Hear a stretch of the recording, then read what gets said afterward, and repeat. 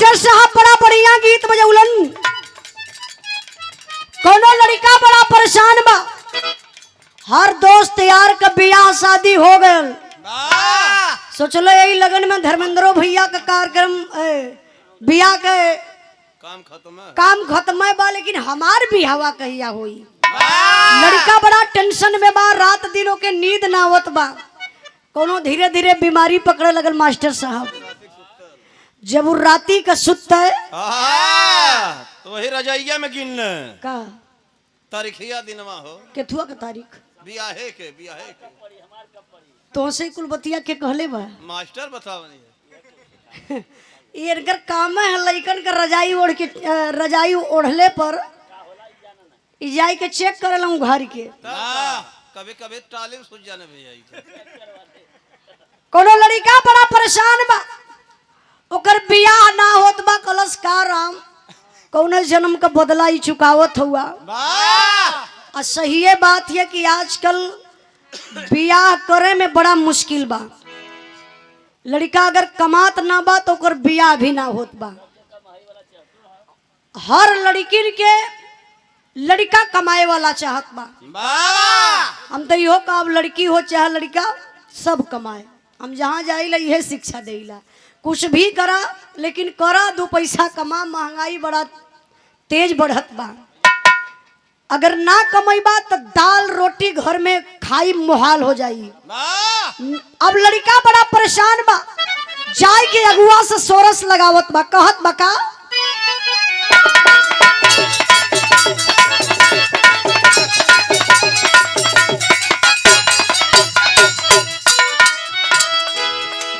लड़का कहत बा का कलश जेकर भइल बबिया हउ त मजा मारी है। जेकर भइल बबिया हउ त मजा मारी है। हाय जरा मेरा रूहवा का करी है।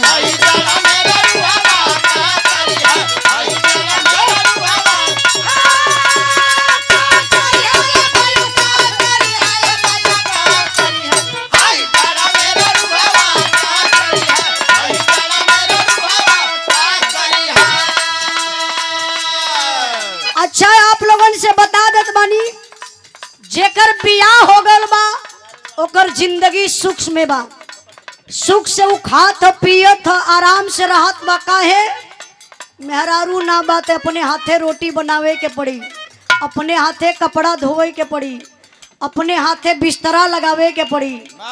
मेहरारू बा तो सुतले हुआ जगाए के उलझाए के चाय दे दई, सुबेरे सुबेरे नाश्ता दे दई, कपड़ा धो दई।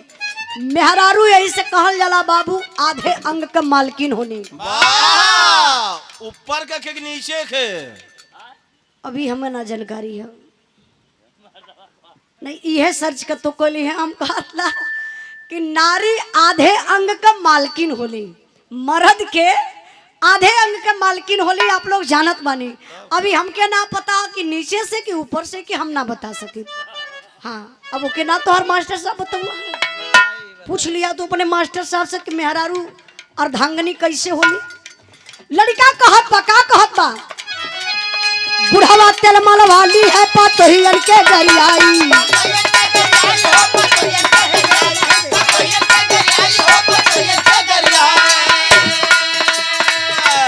भैया भौजी सुत गई है संग में ओढ़ रजाई।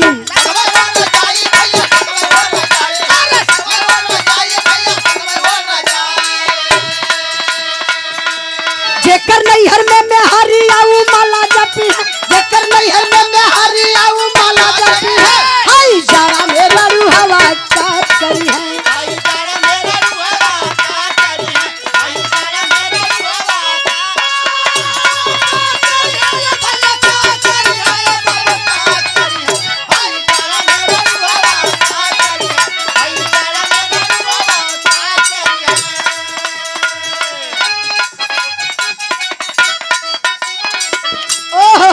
मास्टर गीत बदल दलन।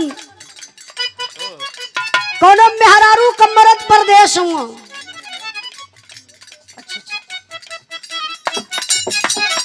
कोनो मेहरारू का मरद परदेश बा। मेहरारू सिंगार कई के रोड पे चलत बा। कोनो समझदार पढ़ल लिखल देवर रहल। देख के भौजी के कलश काहे भौजाई भैया तो परदेश हुआ इतना सिंगार तू काहे बदे कैले हूँ। सदिया करत के लोग एक ठे कसम धरावलन मड़ुआ में पंडित बाबा लोग 4-5 गो कसम धरावल कि पति के बिना पूछले मायके तक ना जाए के बा। अगर पति परदेश हुआ तो सिंगार ना करे के बा। लड़का सवाल कैलस कलश भौजाई बड़ा सिंगार कह के घूमत हूँ भैया ना हुआ काम कैसे चलत बा। काला बुढ़ऊ हुआ ना तो बुढ़ऊ का करिए। अरे सर सामान उहल आग दी हैं। सही बात है जेकर बेटा परदेश बा घर का बूढ़ पुरनिया हम कहिला टाटी होला आड़ होला घर में बूढ़ पुरनिया का रहब बड़ा जरूरी होला। यही से आज भी बताइला कि पुरान चीजन का बहुत बड़ी महत्व बा। जैसे जैसे लड़का का कहले बाहो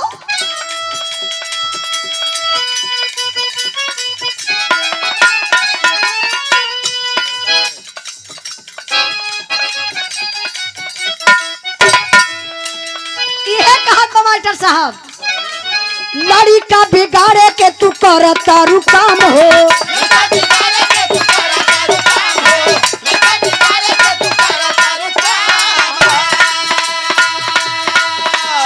कहियो सवार को हो जइबू बदनाम हो।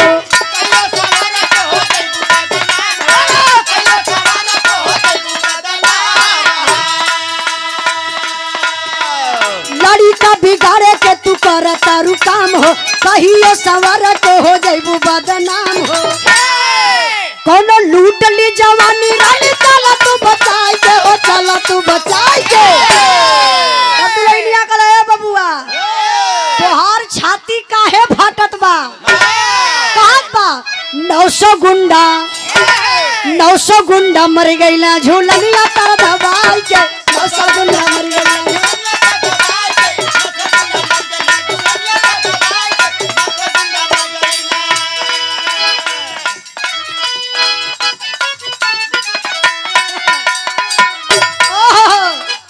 बारे मरे मास्टर साहब हमेशा ही मिजाजे में रहला कबो कबो इनकर मिजाज गड़बड़ा जाला जब भी घरे चल जाला तब आज घरे जाए खातिन पगलायल हुआ।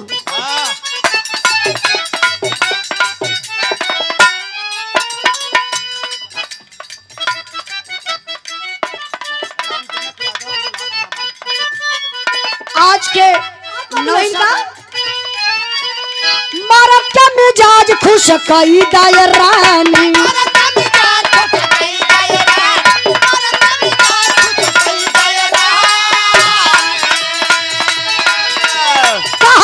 कुछ न होई परेशानी।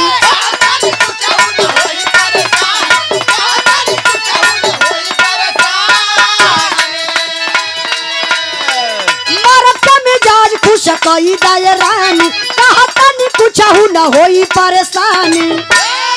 अरे वीडियो बनाई हम अपना मोबाइल में जी अपना मोबाइल अरे वीडियो बनाई हम अपना मोबाइल में जी अपना मोबाइल में नचाए वाला मुँह खेसारी स्टाइल